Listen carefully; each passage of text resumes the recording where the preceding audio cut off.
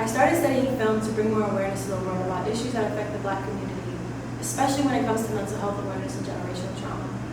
Along my journey, I've been drawn to contemporary directors that address these topics, such as Ava DuVernay, Barry Jenkins, Ryan Coogler, Jordan Peele, Steve McQueen, Cassie Lemons, especially those that have inspired these directors, such as Spike Lee, Julie Dash, Charles Burnett, Wong Kar-wai, John Singleton, Martin Scorsese, Alfred Hitchcock, George A. Romero, Osme Sembembe, Andrei Chbosky, Maya Deren, and Gordon Parks. But for the sake of this project, I will be focusing on two directors that heavily influenced African American cinema as we know it today, which is Melvin Van Peebles and Djibril Diop Mouafete, specifically in how their fame and success was gained internationally before they were even accepted into the American film industry. But this isn't new. The American film industry has a history of shunning directors of color. In Melvin Van Peebles' documentary, Classified X, he examines the portrayal of African Americans in Hollywood cinema throughout the 20th century. The documentary begins by exploring the earliest portrayals of African Americans in film, starting with Thomas Edison's shorts, where Black characters were often depicted as comic relief or buffoons. One of the earliest and most infamous examples of racist cinema is D.W. Griffith's The Birth of a Nation, 1915, which portrayed African Americans as savages and glorified the Ku Klux Klan. This film set a precedent for negative and stereotypical depictions of Black people in cinema. Peebles identifies and critiques several pervasive stereotypes that have plagued Hollywood. The mammy, the asexual, nurturing, and often overweight Black women devoted to caring for white families. An example of this would be Hattie McDaniel's role in Gone with the Wind in 1939. Another one is a Sambo, the lazy, simple-minded, and subservient Black man, often used for comedic relief. Another is the Savage, African characters depicted as primitive or dangerous, reinforcing the notion of African inferiority. These stereotypes were not only demeaning, but also served to justify racial segregation and the status quo of white supremacy in America. The documentary then shifts to the contributions of independent Black filmmakers who sought to portray more authentic and diverse Black experiences. These filmmakers often operated outside of Hollywood, producing films for Black audiences that showcased the richness and complexity of Black life. Oscar Micheaux, one of the most prominent figures in this movement, produced films that challenged the mainstream narrative and addressed issues like racism and racial uplift. Peebles discusses the blaxploitation era of the 1970s, a genre that emerged following the success of his own film, Sweet Sweetback's Badass Song, in 1971. While his film was a raw and revolutionary portrayal of Black empowerment, Hollywood quickly co-opted the genre. Blaxploitation films often featured exaggerated violence, sex, and criminality, which some critics argue perpetuated negative stereotypes under the guise of Black empowerment. This documentary also examines how Black representation in cinema evolved through the late 20th century. Peebles critiques the new Negro stereotype that emerged post-World War II, where Black characters were depicted as morally superior but ultimately existing to support white protagonists. He also discusses the progress made by filmmakers like Spike Lee, John Singleton, and Julie Dash, who managed to create films that offered more nuanced and positive portrayals of Black life. Classified X underscores how cinema, as a powerful cultural medium, has shaped societal perceptions of race. Peebles also argues that these racist depictions were not only harmful, but also part of a larger system that sought to maintain racial hierarchies by influencing the public's perception of African Americans. The French New Wave movement of the late 1950s and 60s had several significant impacts on the film industry, including its approach to addressing and diminishing the effects of systematic racism.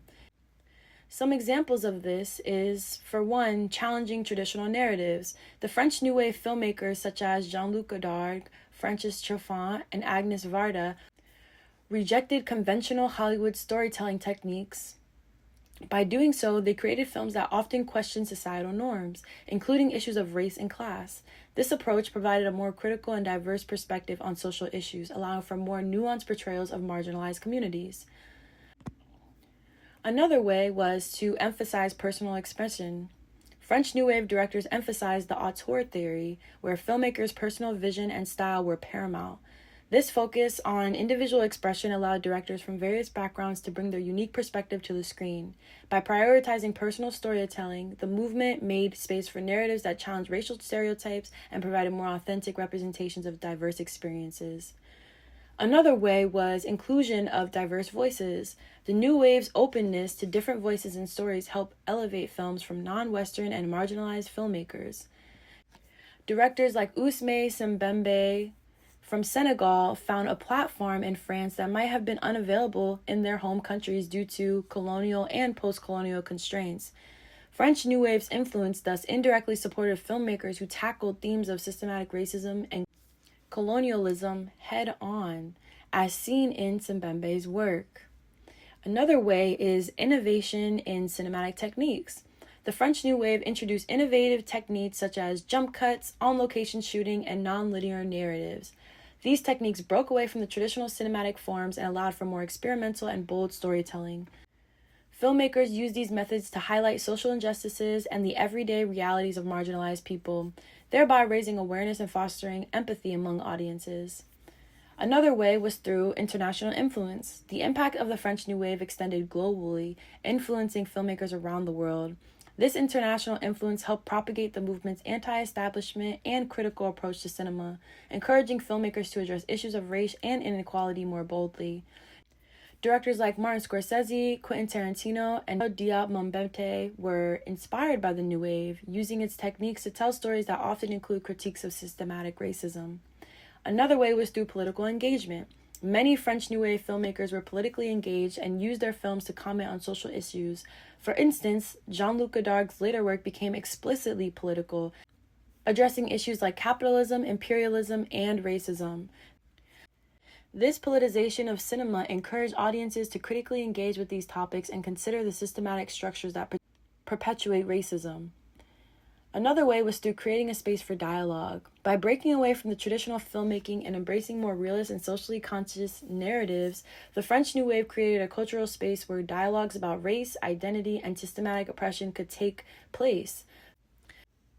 Films like Black Girl by Ousmane Sembembe was significantly influenced by the New Wave, directly addressing the exploitation of racism faced by African immigrants in France. While the French New Wave itself did not directly dismantle systematic racism, its influence on cinema helped to highlight and critique social injustices, including racism, by fostering a more critical and inclusive approach to storytelling. It paved the way for future filmmakers to explore and address these themes more openly and effectively. The movement's legacy is seen in its lasting impact on how films can be a powerful medium for social change and awareness. Melvin Van Peebles moved to Paris in the late 1950s, a period when the French New Wave was emerging as a revolutionary force in cinema. This movement, characterized by its experimental techniques, narrative innovation, and a break from the traditional filmmaking conventions, profoundly influenced Van Peebles. Directors like Jean-Luc Godard, Francis Truffaut emphasized auteur theory. Van Peebles absorbed these ideas, which later manifested in his own distinctive and innovative approach to filmmaking. In France, Peebles found opportunities that were not available to him in the United States. He began his career in cinema by making short films and eventually transitioned into feature films. His short film, 3 Day Pass, in 1968, based on his own novel, won critical acclaim and was selected for the San Francisco Film Festival. This recognition helped him establish a foothold in the industry and demonstrated that he could succeed as a filmmaker outside of the restrictive and racially biased American studio system. France offered Van Peebles a level of artistic freedom that was difficult to achieve in America due to the racial and social constraints of time. In Paris, he was able to explore themes and narratives that might not have been suppressed or altered by Hollywood. This environment allowed him to develop his own unique style and voice, which blended raw realism with satirical and revolutionary elements. During his time in France, Van Peebles also worked in various artistic fields, including writing novels and composing music.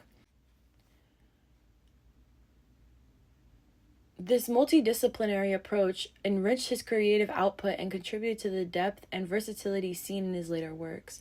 The French appreciation for the artistic diversity and cross-genre experimentation played a crucial role in shaping his creative philosophy. French institutions and production companies provided the financial technical support that Van Peebles needed to produce his films. For example, his film, The Story of a Three-Day Past, was funded by French producers, allowing him to bring his vision to life without the commercial pressures and racial prejudices of Hollywood financiers.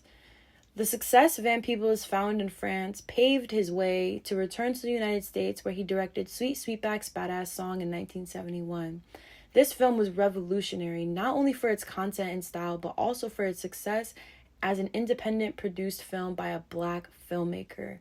These techniques and storytelling methods he developed in France were evident in his work, which became a cornerstone of the blaxploitation genre and an inspiration for future generations of filmmakers. Djibril Diop Mambéty, the Senegalese filmmaker, was also notably influenced by French cinema, and his experience shares some parallels with that of Melvin Van Peebles. Both filmmakers found in French cinema a source of artistic inspiration and a platform that allowed them to explore themes and techniques that might have been stifled in their native context. Here's how French cinema influenced Mambéty. Drawing parallels to Melvin Van Peebles' experience, exposure to the French New Wave. Just as Melvin Van Peebles was influenced by the French New Wave, Djibril Diop Mambéty also found inspiration in this revolutionary movement. The French New Wave's emphasis on personal vision, innovative story techniques, and breaking away from conventional cinematic norms resonated with Mambéty. The same influence is evident in his use of non-linear narratives, improvisational techniques, and focus on the individual filmmaker's voice, as seen in his seminal works Tuki Buki in 1973 and Hyenas in 1992. Mambéty's films often reject linear storytelling, a hallmark of French New Wave cinema. This non-traditional approach allows for a more expressive and reflective form of storytelling, mirroring the way Van Peebles incorporated unconventional narrative techniques in his films. Mambéty's Tuki Buki, for instance, juxtaposes dreamlike sequences with stark reality, creating a fragmented yet powerful narrative structure. Both Mambéty and Van Peebles use their films to critique social and political issues. Mambéty's work frequently addresses themes of neo-colonialism, corruption, and the clash between traditional and modern values in Senegalese society. Similarly, Van Peebles' films often tackled issues of racism, social injustice, and African American experience in the society dominated by white narratives. Mambéty, like Van Peebles, benefited from the support of French production networks. French producers and institutions often provided the necessary funding for distribution channels that were less accessible in their home countries. This support was crucial for Mambéty to produce his films, which might have been challenging to finance through local means. For example, Tuki Buki received support from the French Ministry of Cooperation, which was instrumental in bringing the film to fruition. Both filmmakers gained artistic recognition through their association with French cinema. Mambéty's films were celebrated in European film festivals, much like Van Peebles' early work was recognized in France before achieving fame in America. This recognition helped establish their reputation as pioneering filmmakers in their respective regions. Mambéty's films often blend traditional African storytelling with modern cinematic techniques, a fusion that can be traced back to his exposure to French cinema. This blending of cultures is similar to how Van Peebles incorporated elements of European cinematic styles into his distinctly African American narratives, creating a unique cross-cultural cinematic language. Djibril Diop Mambéty's work, much like Melvin Van Peebles, demonstrates how French cinema provided a crucial platform for non-Western filmmakers to express their unique voices.